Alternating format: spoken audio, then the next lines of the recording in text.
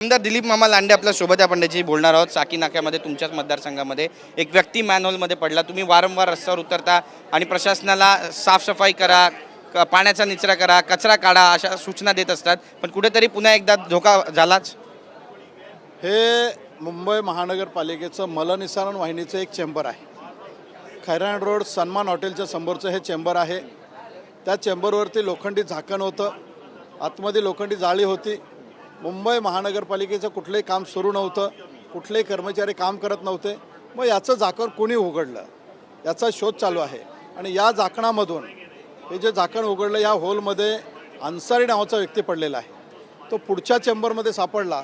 त्या ठिकाणी मुंबई महानगरपालिका आहे, पोलीस आहेत, आमच्या पक्षाचे शाखाप्रमुख आणि कार्यकर्ते त्या ठिकाणी काम करत आहेत। डेड बॉडी सापडलेली आहे।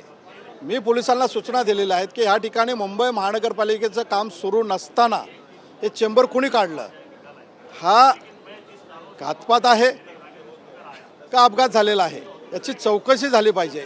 तिथे जे CCTV कॅमेरे आहेत सन्मान हॉटेलच्या समोर, त्या कॅमेऱ्याच्या माध्यमातून शोध घेऊन याचे खरं काय झालेलं आहे ही माहिती समोर यावी। दरवर्षीचा पावसाळा मुंबईकरांच्या जीवावर बेतते, कोण जबाबदार आहे?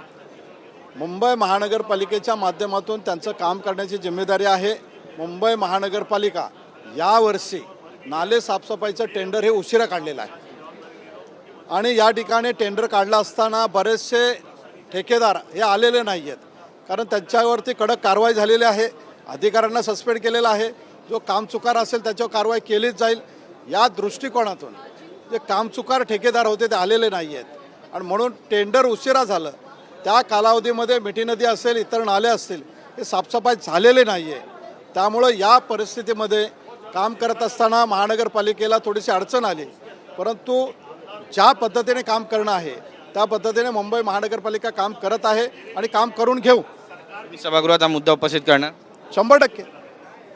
ज्या पद्धतीनं मुंबईमध्ये अशा पद्धतीनं बऱ्याच लोकांचा जीव जातोय, झाड पडून एका विद्यार्थ्याचा जीव गेला, मॅनहोलमध्ये पडून एका व्यक्तीचा जीव जातोय, काय भविष्यात उपाययोजना करायला पाहिजे किंवा काळजी घेतली पाहिजे? आता मुंबई शहरामध्ये 2 दिवसामध्ये झालेलं आहे ही वस्तुस्थिती शासनासमोर ठेवणार आहे आणि शासनाची जिम्मेदारी आहे की मुंबई महानगरपालिकेला सूचना देऊन त्यांची जिम्मेदारी त्यांना पार पाडायला लावणे।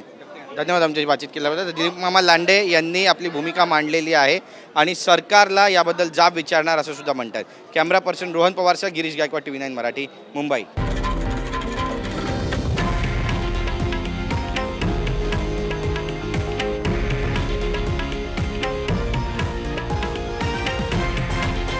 हे आहे देशातील नंबर 1 न्यूज नेटवर्क आणि आपण पाहत आहात TV9 मराठी, एकमेव।